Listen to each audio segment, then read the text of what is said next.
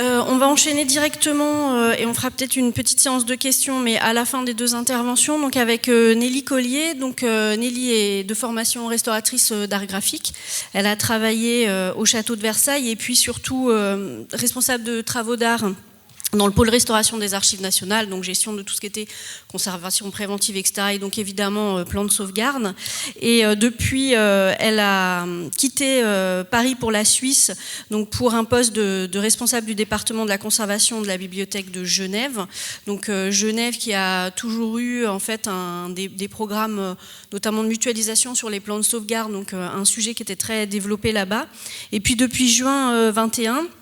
Elle conseille le magistrat de la culture de Genève. Alors, Nelly fera une petite présentation. C'est sûr que le maillage administratif n'est pas le même et vous verrez que la culture du risque est beaucoup plus forte en Suisse. Elle est référente donc, de la protection des biens culturels, donc référence PBC pour la ville. Et elle pilote donc, des cellules de crise PBC en cas de sinistre. Et elle est également à la commission cantonale pour la protection des biens culturels en cas de conflit armé et présidera prochainement l'association suisse pour la protection des biens culturels en danger. Donc je pense qu'avec cette présentation, vous avez compris que Nelly maîtrise assez bien le sujet de la protection des biens culturels. Oui, il faut que tu préfères être debout? Il faut que je lance. Merci. Ok. Alors bonjour à toutes et à tous. Je remercie d'abord l'AFROA pour cette invitation à parler de la protection des biens culturels. J'ai quelques minutes pour vous présenter les actions que nous menons en Suisse depuis maintenant une dizaine d'années et puis au-delà depuis notamment la Convention de la Haye et vous présenter justement les réformes que nous avons menées au sein de nos institutions patrimoniales de la ville en collaboration avec les organes d'intervention d'urgence. On en a déjà un peu parlé et je trouve que c'est bien de le rappeler. Les bases modernes de la protection des biens culturels sont effectivement les grands conflits qui ont marqué le XXe siècle, la Première Guerre et la Seconde Guerre mondiale. Ici, une image de la cathédrale de Reims qui avait été bombardée entre 1914 et 1918 par près de 100 obus entraînant un violent incendie qui est encore visible d'un point de vue des stigmates sur le patrimoine avec notamment les gargouilles qui des gueules, j'ose le mot, des gueules en pierre, ce plomb fondu par la violence de l'incendie. Ces événements ont marqué la Suisse. La Suisse a évidemment été très attentive aux mesures de protection qui avaient été mises en place à l'époque.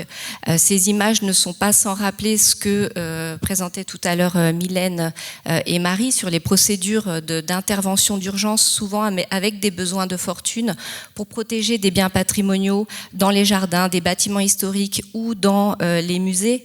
Vous avez ici le château de Versailles qui protège ces sculptures avec des rondins de bois des futurs projectiles à venir, la victoire de Samothrace évacuée au musée du Louvre, et puis Notre-Dame de Paris qui était protégée durant la Seconde Guerre mondiale par des sacs de sable à la base du bâtiment. Et finalement, c'est évidemment, comme tout le monde le sait, l'incendie d'avril 2019 qui détruira ce bien exceptionnel, ce qui nous rappelle donc qu'effectivement, la protection des biens culturels, ce n'est pas qu'en temps de conflit, c'est aussi faire face aux situations d'urgence et aux catastrophes naturelles qui augmentent de plus en plus, notamment avec le changement climatique.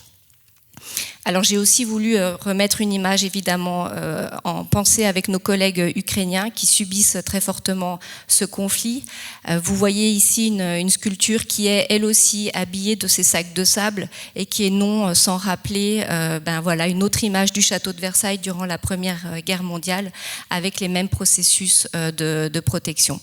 Comme le disaient Mylène et Marie, l'objectif, c'est la persécution sur le long terme des populations, l'intimidation, la destruction du tissu social. Évidemment, c'est ce qui se passe actuellement à l'étranger. Alors, la Suisse a ratifié la Convention de la Haye. Marie rappelait qu'il y a plus de 100 pays qui l'ont ratifiée actuellement dans le monde. Elle a ratifié cette convention, qui est donc un traité international qui vise à protéger les biens culturels d'abord en temps de guerre, puis ensuite avec des mesures de protection en temps de paix. Elle fait partie des tout premiers pays à avoir ratifié la convention en 1962, soit 8 ans après la création de la convention. Elle a également ratifié ce second protocole qui vise, comme le disait Marie, à poursuivre pénalement les infractions. Et ce second protocole, elle l'a ratifié en 2004.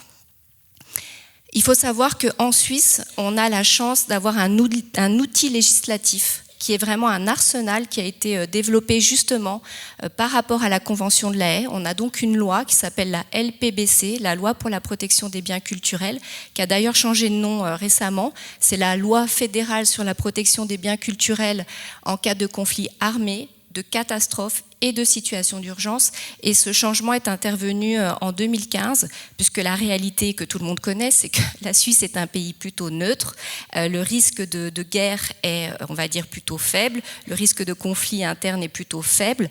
Il fallait donc revoir cette loi pour qu'elle s'adapte finalement aux changements actuels liés notamment au changement climatique, aux situations d'urgence et aux catastrophes naturelles. Cette loi, elle impose toute une série de choses que je vais vous présenter tout à l'heure. En 2015, ce qui a été rajouté dans la loi de 1966, c'est que la Suisse est un safe haven, une terre de refuge pour les collections en danger dans les pays du monde entier.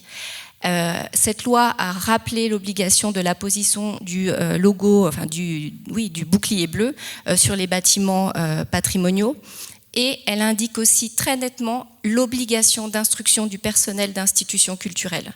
On ne parle pas du personnel d'intervention d'urgence, on parle bien du personnel d'institutions culturelles. C'est dans la loi suisse, c'est donc une obligation légale de mener des mesures dans le domaine de la PBC. Alors justement, que dit cette loi en Suisse ? Elle s'échelonne à différents niveaux dans le pays, de la confédération, donc à l'échelle nationale, jusqu'aux communes.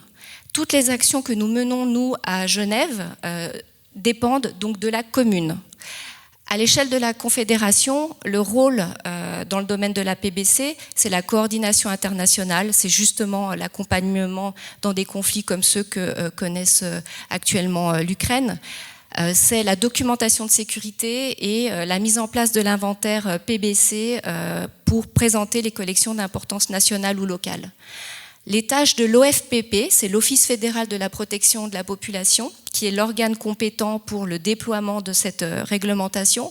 C'est le conseil, le soutien, mais aussi la formation de la protection civile et du personnel des institutions culturelles. C'est dans leur cahier des charges, c'est dans la loi que l'OFPP doit apporter un soutien aux institutions culturelles pour la formation. On a ensuite des tâches vraiment dédiées au canton, l'équivalent des régions, qui sont la formation de la protection civile, la participation à la formation du personnel institutionnel, l'élaboration de documentation de sécurité, la construction d'abris PBC et des photographies de sécurité.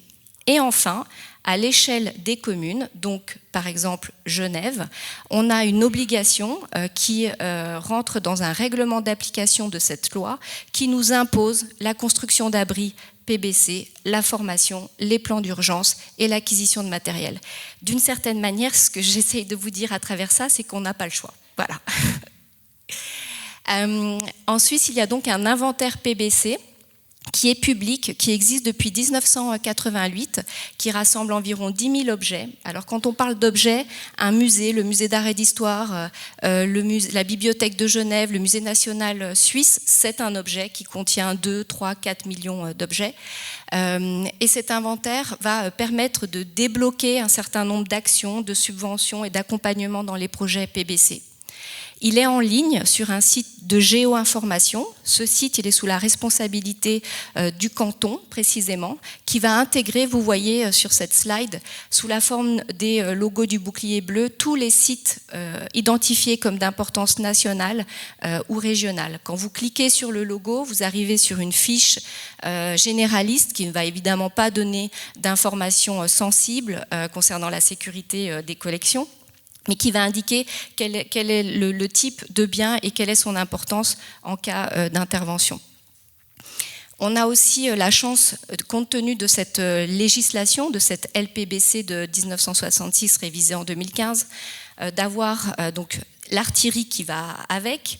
On a la construction d'abris PBC. Donc, quand je parle de construction d'abris PBC, je parle bien d'abris qui ont pour vocation la protection de collections en temps de guerre ou dans des situations d'urgence. On n'est pas dans la notion de réserve patrimoniale. Ce n'est pas la Confédération qui paye les réserves patrimoniales des musées. C'est la construction d'abris dédiés dans des bâtiments historiques, dans des lieux de conservation où on va venir placer des collections pour éviter leur destruction par quelque raison que ce soit. Donc c'est des dispositifs très lourds. Vous voyez, c'est une porte énorme. Ça ressemble aux abris anti-atomiques qu'on a aussi en Suisse. On a également quelque chose de formidable, un soutien très fort de la protection civile. En Suisse, la protection civile se décline sous plusieurs domaines, le commandement, l'appui logistique, le sanitaire, et elle a un domaine qui est le domaine PBC, ce qui n'est pas le cas dans beaucoup de pays.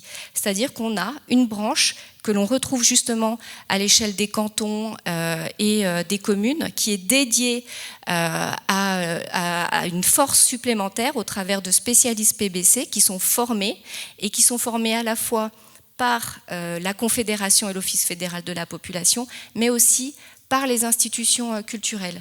Et cette force, elle est fondamentale en cas de situation d'urgence, en cas d'intervention rapide, parce qu'elle nous permet en fait d'avoir un terreau de personnes formées en nombre. À Genève, on a un détachement cantonal PBC qui est constitué de 200 personnes, qui est tout récent, que nous sommes, nous, institutions culturelles, en train de former. Et ces personnes vont nous aider pour faire les fiches d'inventaire, pour faire aussi des chantiers de conditionnement d'urgence en cas de situation critique. Enfin, la Suisse a fait de la PBC un enjeu national. Alors c'était avant les conflits que nous connaissons. Elle a décidé de lancer une vision stratégique en plusieurs axes, 2019-2023. C'est donc un enjeu international qui a pour objectif de mettre en avant les forces et ressources de la Suisse dans le domaine de la PBC, qui vise l'exemplarité. Donc autant vous dire que c'est une pression supplémentaire pour tout le monde, qui a pour vocation de mettre à disposition les ressources et les expertises que nous développons en Suisse, et qui a pour vocation, cette stratégie, de s'engager internationalement. Donc ces engagements, on les a depuis très longtemps. Ici, ce sont des collections du musée du Prado, les chefs-d'œuvre du Prado, qui ont été exposés au musée d'art et d'histoire dans les années 30, qui étaient arrivés en train depuis l'Espagne vers Genève. Elles sont restées, les collections, plusieurs mois dans les réserves du musée d'art et d'histoire pour les protéger du régime fasciste de Franco. Évidemment, on travaille tous les jours, c'est pour ça que j'ai envoyé mon PowerPoint très très tard, pour l'Ukraine, avec Alif que Marie a présenté tout à l'heure. Et voilà, comme tout le monde, on essaye de faire un certain nombre d'actions. On a au total 4 ou 5 projets en cours avec Alif, et on a déjà livré le 20 mars 330 caisses Fine Arts pour la protection des collections. Alors, quelle est la situation des institutions patrimoniales de Genève qui a poussé en fait les institutions patrimoniales à aller de l'avant et à mettre en place justement un plan d'urgence pour ensuite le réformer en profondeur? Les institutions patrimoniales de Genève, c'est 9 institutions, musée d'art et d'histoire, musée d'ethnographie, fonds municipal d'art contemporain, etc. Ces 9 institutions sont dans des bâtiments historiques, séculaires. On a quelques sites récents qui répondent aux standards de la conservation, mais c'est essentiellement des espaces de conservation qui sont impropres, saturés, et qui conservent 30 millions d'objets. Les collections dans nos institutions patrimoniales culturelles sont d'importance internationale. Elles concernent la Réforme, Voltaire, Rousseau, Calvin, la Genève internationale, les droits de l'homme, l'horlogerie, l'orfèvrerie et tout ce qu'on s'imagine bien sûr de la Suisse. Et comme je vous le disais, elles sont dans des conditions de sécurité qui sont très problématiques. Contrairement à ce qu'on pense, les institutions à Genève ne vont pas forcément très bien. Vous voyez ici une slide qui représente à peu près la situation qu'on a partout. Voilà, j'ai environ 1000 photos là-dessus. J'ai choisi celle-ci. Vous voyez en bas à gauche qu'on a ici un fil de tissu qui est encore alimenté dans un des bâtiments de la bibliothèque de Genève. On a eu un petit problème ici de court-circuit et les pompiers nous ont dit qu'on avait eu chaud. On a des structures autoportantes métalliques qui ont été identifiées par la police du feu comme ayant une résistance mécanique de 15 minutes en cas d'incendie. Ils étaient encore dans notre bâtiment de la bibliothèque de Genève il y a 3 semaines et ils nous ont dit « vous êtes foutus ». Je tiens à dire à quel point la situation est très problématique. On a des problèmes de saturation d'espace très importants parce qu'on a eu tout simplement un bâtiment qui a accueilli à l'origine 70 000 collections pour la bibliothèque de Genève et qui en conserve aujourd'hui 2,5 millions. On a aussi connu des destructions par le feu à Genève, donc assez régulièrement. Ici, c'est le Victoria Hall qui a brûlé en 1984. Ici, c'est le palais du président Wilson qui était une réserve d'œuvres d'art qui a brûlé aussi dans les années 80. On a eu un vol très important qui a beaucoup marqué les esprits au sein des institutions patrimoniales, qui est celui du musée de l'horlogerie où 224 montres ont été volées, dispersées sur le marché, sur le black marché de l'art. Et on a perdu une expertise technique des collections exceptionnelles parce que nos dispositifs de sécurité, vol, effraction, incendie, etc. étaient tout à fait inadaptés. Le dernier événement qui a marqué les esprits et qui a complètement, entraîné un électrochoc auprès des institutions patrimoniales et des autorités, c'est l'incendie de l'école de chimie de 2008, où on a 70 000 livres qui ont été sinistrés, brûlés, mouillés, qui ont été évacués, l'image n'est pas très bonne, je suis désolée, mais à Palexpo, donc dans une grande halle, tout ça pour se rendre compte au bout d'une semaine que rien de ces livres n'aurait pu être racheté. Donc on avait engagé des moyens matériels, des moyens financiers sur des collections qui n'avaient pas de valeur patrimoniale. On a mis énormément de temps à rassembler du matériel, des équipes, et ça a été l'électrochoc final.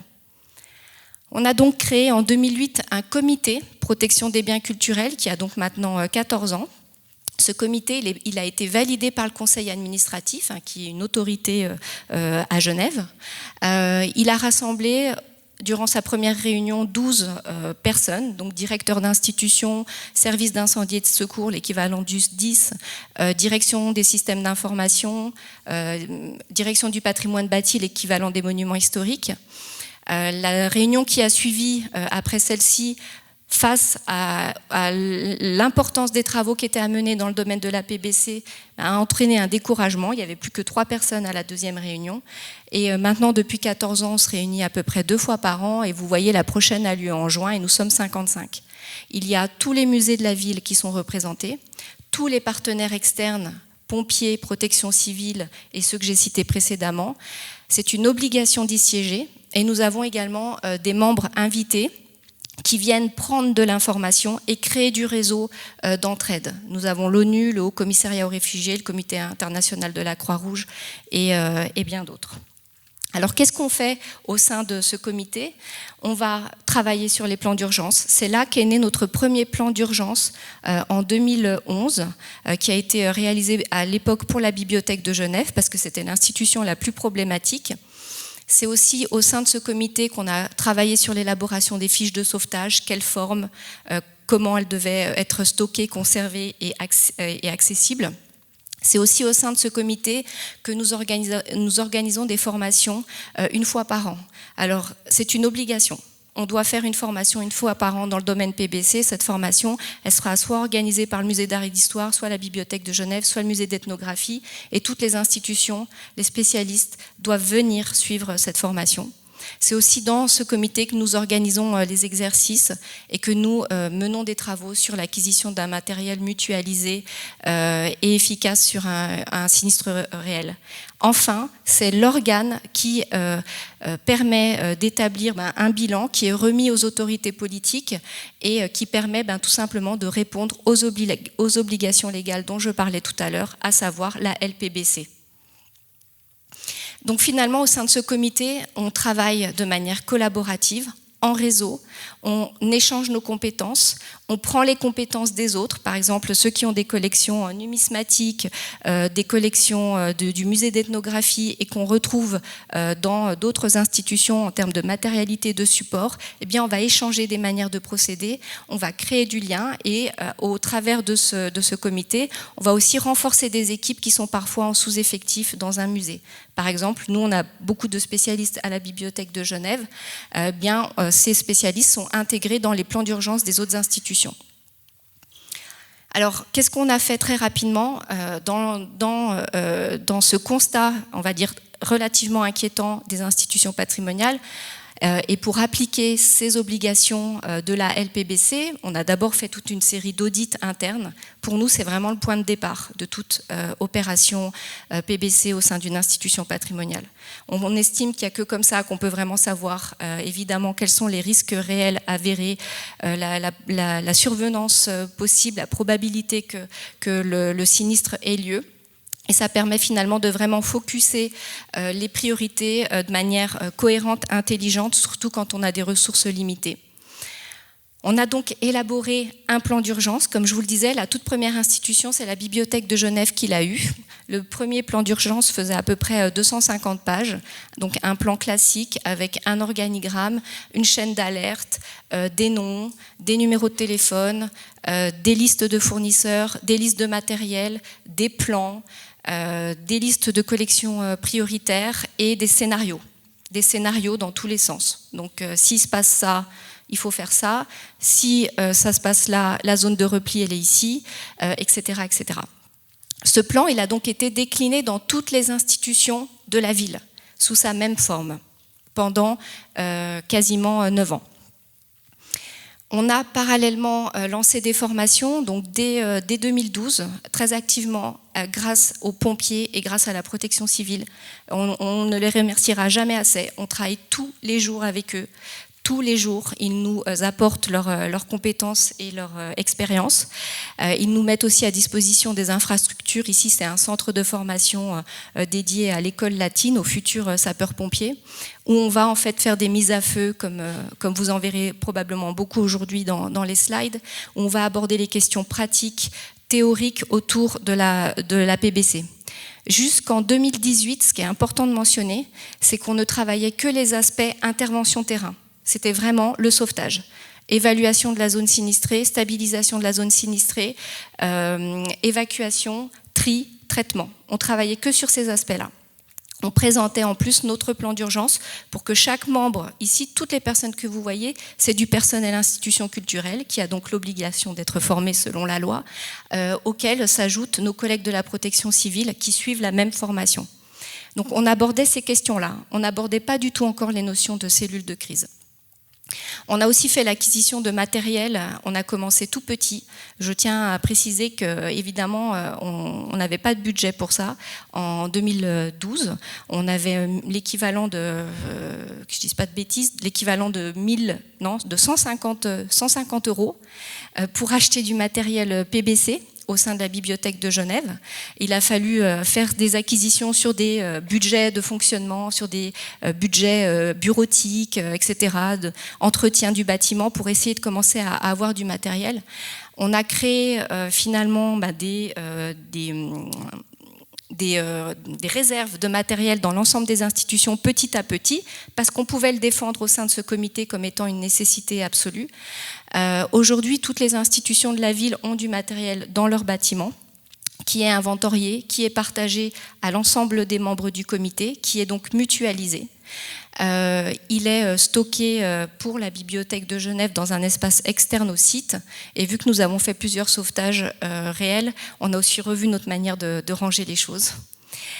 On a créé au sein de ce comité la première berce, a priori la première berce au monde. On est très très très heureux qu'elle fasse des petits en France, en Allemagne. Je crois que le SDIS de l'Oise a fait une berce qui a été inaugurée par Roselyne Bachelot. La nôtre, à l'origine, elle était beaucoup utilisée en formation, en exercice. Ça, c'est vraiment très important, parce qu'on voulait que les personnes qui sont susceptibles d'intervenir sur le terrain aient connaissance de l'outil, s'ils devaient avoir à l'utiliser.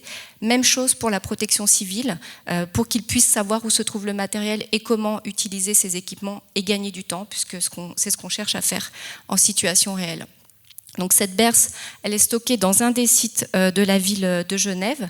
On a la chance d'avoir les pompiers à nouveau qui nous l'emmènent n'importe où en 7 minutes à peu près. Il faut 3 minutes pour la mettre sur un camion et 7 minutes pour qu'elle arrive dans une des institutions de la ville en cas de situation d'urgence. Et elle est vraiment une trousse de secours. Elle nous permet de lancer les opérations et de nous donner le temps de récupérer les autres équipements que nous avons dans les institutions.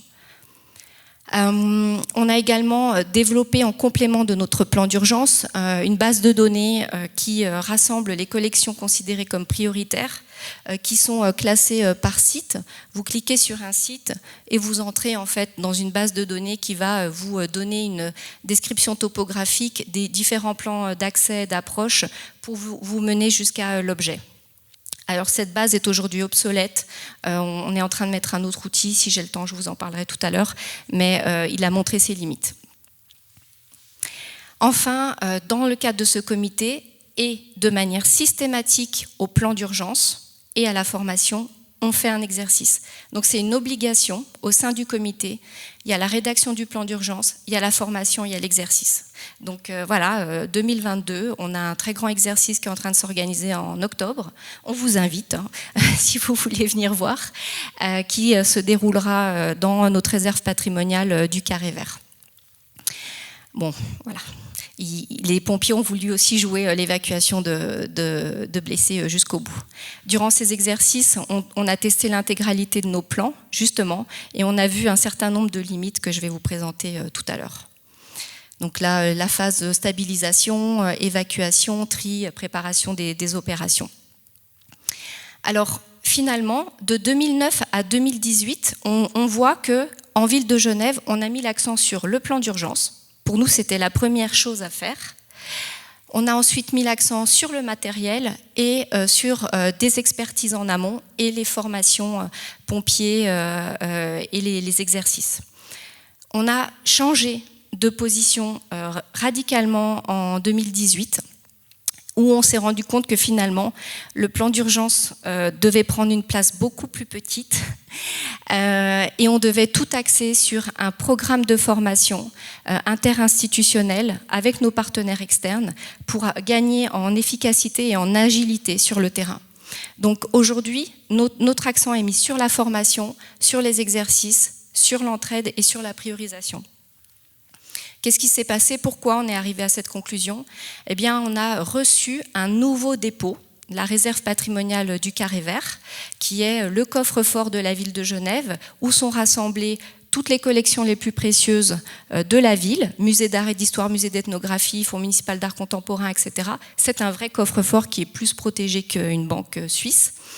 On a été obligé, en réceptionnant ce bâtiment, de se dire on a des plans d'urgence partout, mais là il va falloir en faire un qui soit interinstitutionnel, mutualisé, réussir à définir les interventions prioritaires si nécessaire. On s'est rendu compte aussi, à force de faire des exercices et des formations, que finalement on n'était pas trop mauvais sur la partie gestion d'objets, donc traitement vraiment physique, qu'on arrivait à sauver des collections, mais qui nous manquait véritablement une cellule de crise, un état-major qui allait orienter la prise de décision et qui allait interagir avec les organes d'intervention professionnels, les pompiers et la protection civile. Comment on s'en est rendu compte? À la fois sur le terrain, mais aussi parce qu'au sein du groupe de travail que nous avons mis en place pour ce site en particulier, on a travaillé avec le major, le numéro 2 des pompiers de Genève, qui nous a écoutés pendant 3-4 séances. Imaginez tout, le pire, que faire, quoi faire, comment, etc. Et il nous a arrêtés au bout d'un moment, il nous a dit « Arrêtez, vous êtes dans de l'ultra-programmatif, c'est pas comme ça que ça se passe sur le terrain. Si vous êtes sur une situation réelle, Vous allez avoir finalement les collections identifiées comme prioritaires qui seront inaccessibles. Vous aurez votre zone de repli qui ne sera pas accessible. Ce jour-là, vous aurez peut-être d'autres sites largement touchés. Donc tout ce que vous écrivez n'a aucun sens. Il nous a dit 2 choses, qu'on a d'ailleurs écrit comme mantra dans notre plan d'urgence. C'est l'événement qui guide l'intervention et c'est le terrain qui commande. À partir de là, notre plan d'intervention est passé de 250 pages à 14 pages, c'est-à-dire que notre plan aujourd'hui est un plan fonctionnel organisationnel qui établit simplement qui fait partie de la cellule de crise, quelles sont les suppléances, quels sont les rôles de ces personnes. Et on a donc choisi finalement de travailler plutôt sur ces missions, sur ces rôles, sur ces compétences, pour être sûr qu'autour de la table, au sein de la cellule de crise, on aurait la solution qui viendrait naturellement par une personne. On aurait des variantes qui seraient proposées plutôt que de les indiquer dans nos plans d'urgence.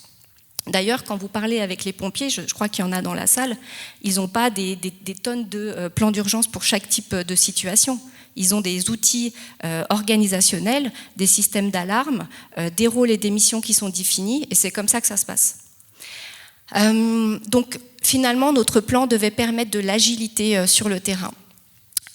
On a aussi vraiment choisi les personnes et elles ont été formées en pensant vraiment que si on avait la bonne personne, on aurait justement la bonne réponse, y compris des gens qui ont une certaine importance à l'échelle de la municipalité pour débloquer certaines situations.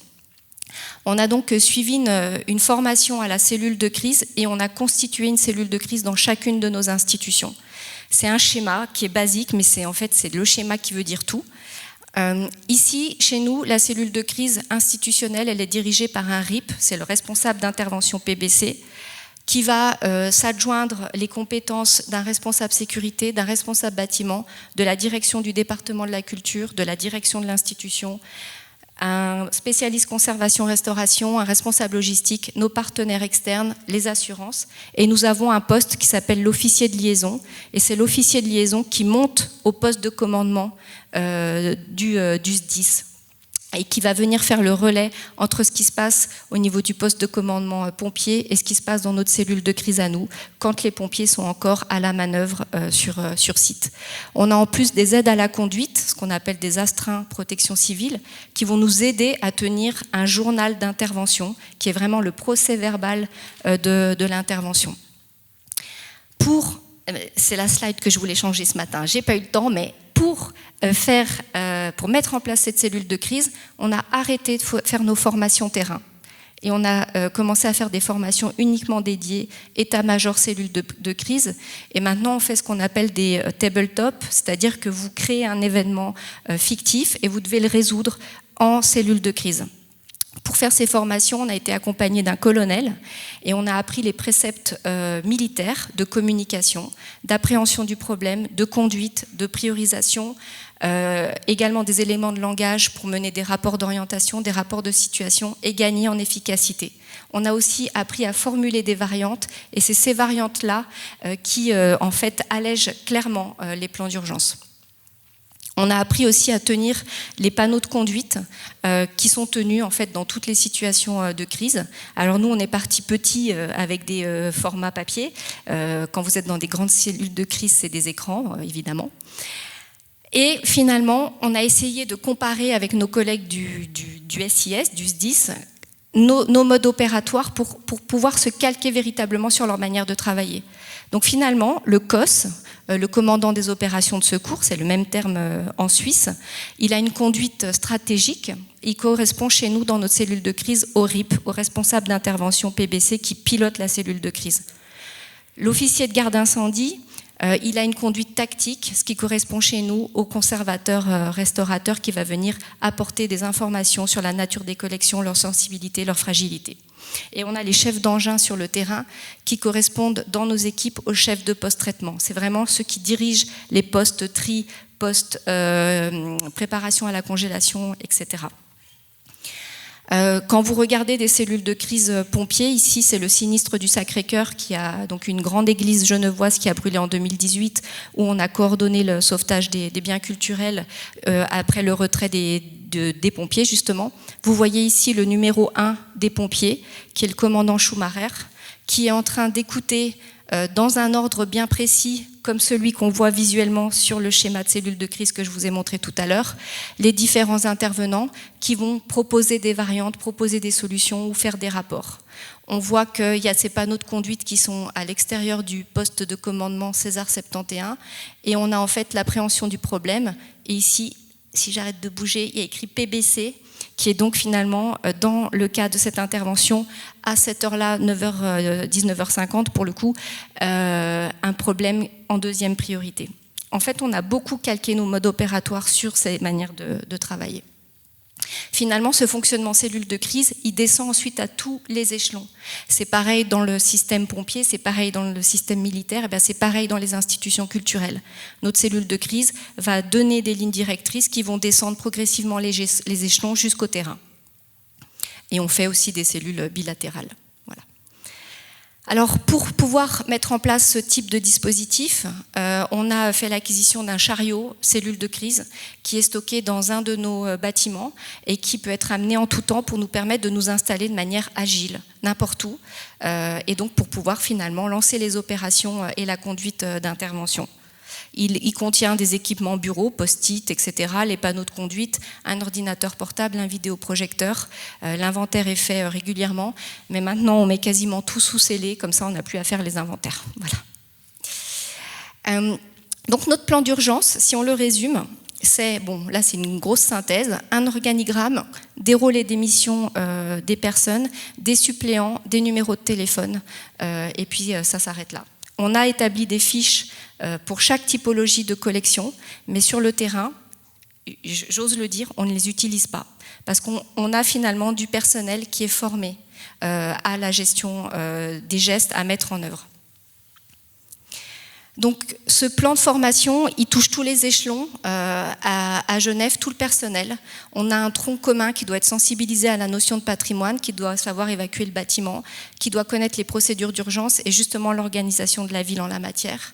On a ensuite des spécialistes qui doivent maîtriser tout ceci, plus d'autres, compétences, reconnaissance de situation à risque, usage des extincteurs, etc. Idem pour la partie conservation-restauration. Et ensuite, on a la cellule de crise avec les postes de traitement qui, eux, doivent tous avoir suivi les modules cellules de crise, évacuation des collections, y compris les gens qui sont à la tête pensante.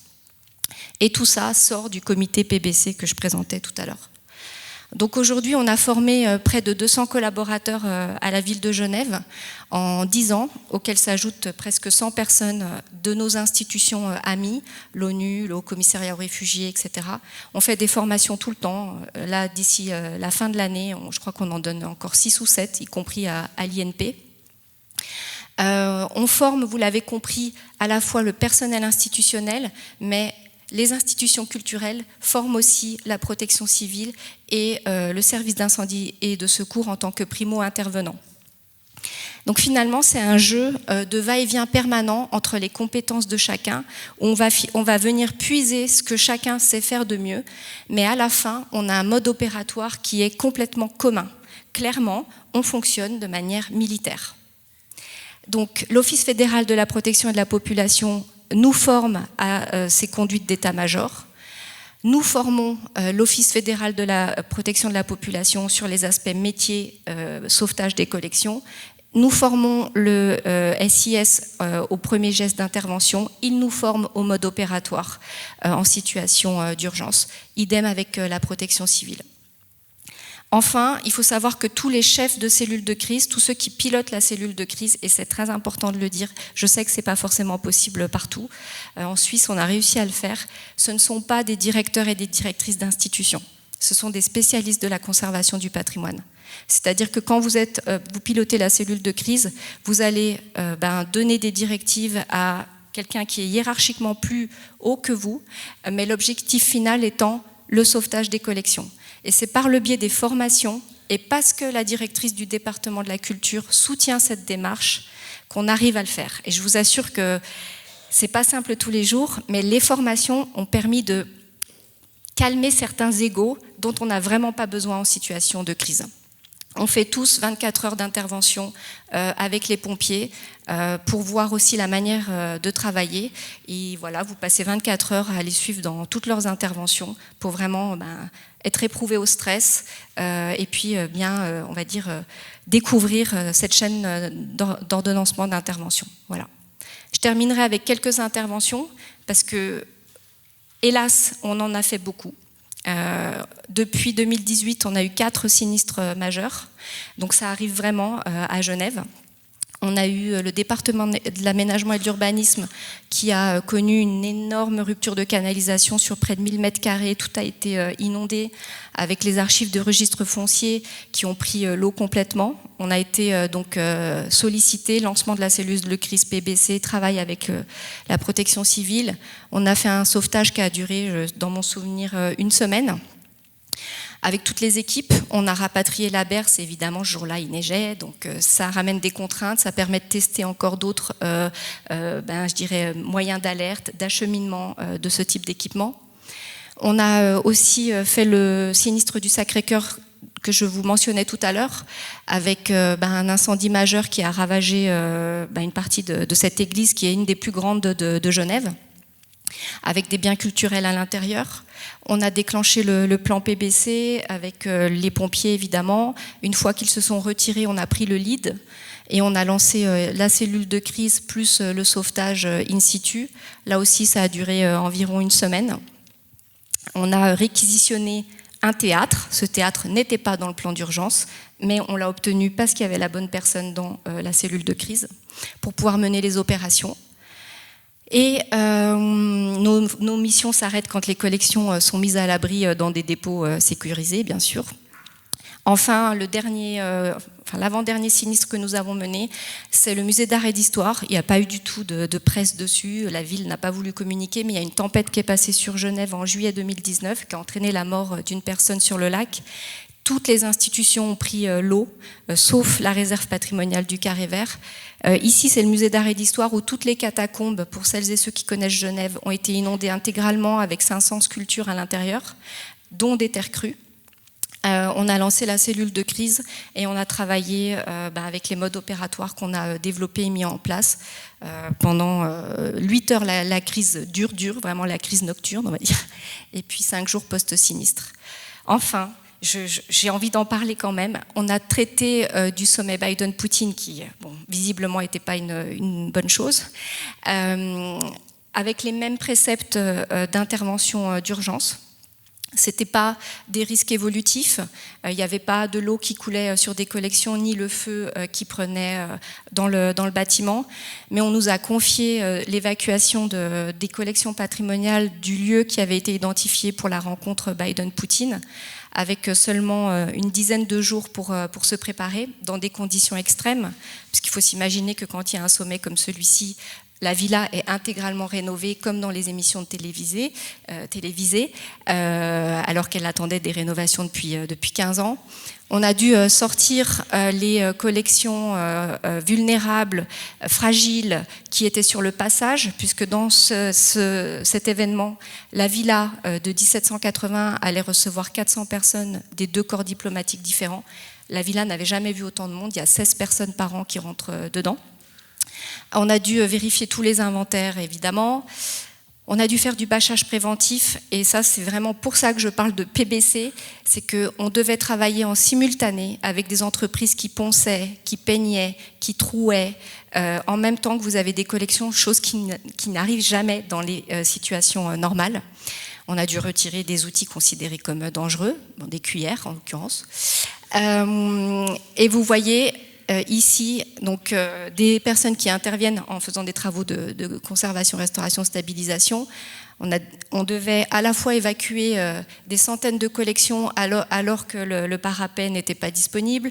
Vous avez des sculptures juste à proximité de personnes qui poncent et qui sont en train d'intégrer une climatisation dans un bâtiment.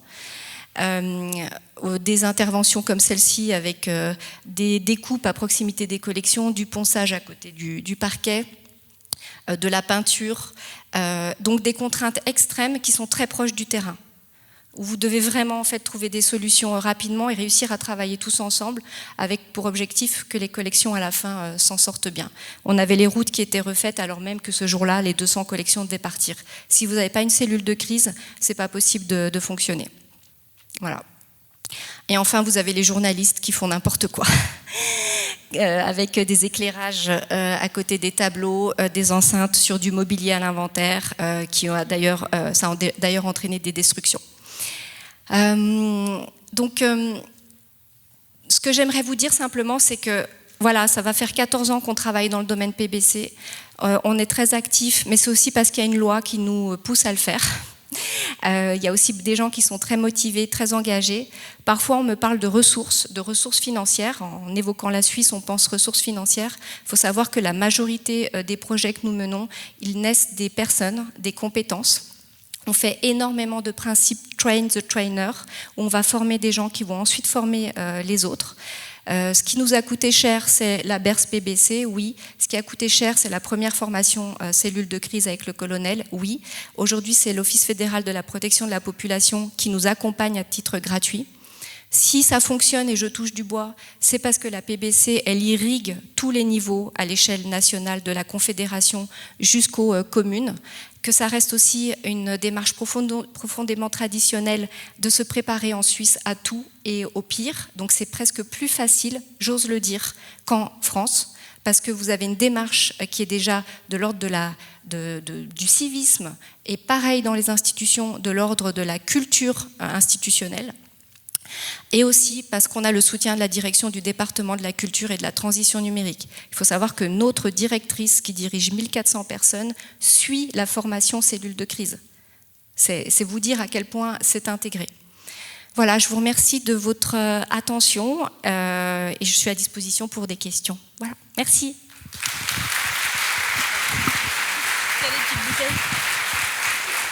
On va avoir le temps pour quelques questions, donc autant des questions pour Mylène sur sa première intervention que pour Nelly. Normalement, il y a des micros. Je suis complètement aveuglée, mais normalement, il y a des micros qui circulent dans la salle. Alors, il faut que vous leviez la main et que vous signalez. Ah, pardon,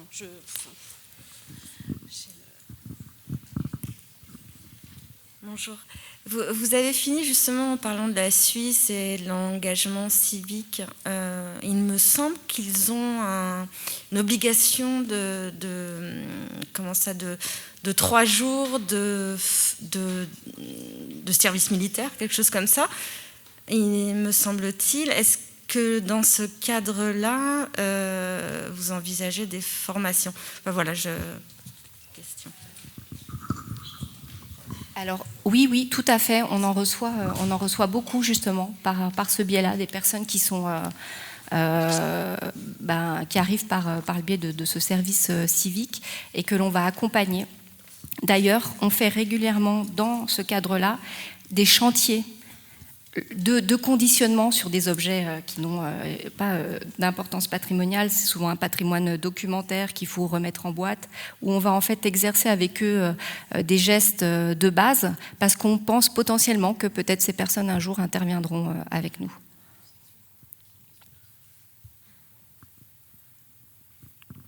Je tiens à vous dire que tout ce que nous produisons est à disposition. On distribue tout ce qu'on fait, que ce soit le dossier d'instruction pour la BERS, que ce soit les fiches techniques que nous avons élaborées, que ce soit le plan d'urgence, on peut tout vous donner. Voilà. Donc vous pouvez nous écrire à nelly.colliez@ville-ge.ch.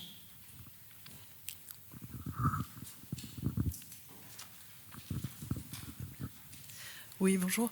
Vous avez montré la BERS et c'est vrai qu'en France, c'est tout nouveau aussi. Il y a quelques départements qui ont commencé à pouvoir s'équiper. Mais du coup, au sein de la ville de Genève, vous en avez une. Le problème du lieu de stockage, par exemple, qui devient inaccessible, vous le réglez comment ? Alors, en fait, on en a même 2. La première, c'est la BERS qui est dédiée à l'intervention sur des collections. Donc, vous avez des aspirateurs filtrage EPA, des brosses douces, des bâches, etc. La seconde, c'est la BERS appui logistique. qui va nous permettre le montage de zones d'intervention, tentes, groupes électrogènes, etc. Elle est en cours de fabrication. En fait, la première, elle est stockée dans les jardins du conservatoire et jardin botanique, éloignée tout simplement de bâtiments. La clé de la berce est à la CETA, donc la centrale d'alarme de nos pompiers, qui ont la clé. C'est-à-dire que la clé est chez eux, c'est eux qui nous l'amènent. Donc nous, on a une procédure d'alerte et elle est déplacée. Et en fait, sur l'ensemble des interventions, elle est toujours arrivée vraiment de manière très rapide, voire elle-même amenée par les pompiers qui savent que c'est un bien qui conserve des collections patrimoniales et qui vont la déclencher en mesure d'anticipation. Donc ça, il n'y a pas de problème, on est complètement d'accord, au contraire. La seule fois où on l'a attendue, où on l'a attendu plusieurs heures, c'est le sauvetage du musée d'art et d'histoire, puisque c'était une tempête sur Genève, et qu'en fait, les pompiers, ce jour-là, ont reçu 8000 appels téléphoniques en 3-4 heures, un truc qu'ils n'ont jamais connu, qui a entraîné d'ailleurs la révision du système de téléphonie. Et en fait, on n'arrivait pas à les joindre. Et donc, on a depuis mis en place un protocole qui fait que la berce, elle n'est pas au même niveau que l'humain, hein, évidemment, mais elle doit pouvoir arriver rapidement. Je précise aussi que c'est les pompiers qui l'entretiennent. Ils nous la lavent une fois par an, ils vérifient tous les roulements. Voilà, si elle a un accroc, ils la repeignent. Mais c'est parce qu'en fait, ils siègent au sein de ce comité depuis 14 ans. Voilà. C'est aussi à l'échelle d'une plus petite ville. Attention, hein, ce qu'on a réalisé, on le fait à l'échelle d'une ville comme Genève, ce qu'on n'arriverait peut-être pas à faire dans une ville plus grande. Alors, s'il n'y a plus de questions, on va faire la pause. Ah, où ça? Où? Ouais.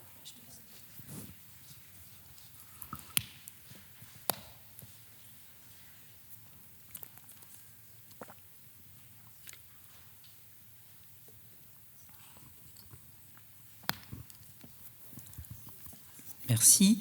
Oui, bonjour. Dans votre approche de PSBC opérationnel réduit à une cellule de crise, si je comprends bien, comment est-ce que vous traitez le sujet de l'information pour pouvoir préparer une intervention et la gérer en direct? Quand je pense information, c'est information sur les bâtiments, les plans et les contenus à sauvegarder, la manière de les sauvegarder. Est-ce que vous envisagez d'utiliser des outils numériques qui se développent sur le sujet? Oui.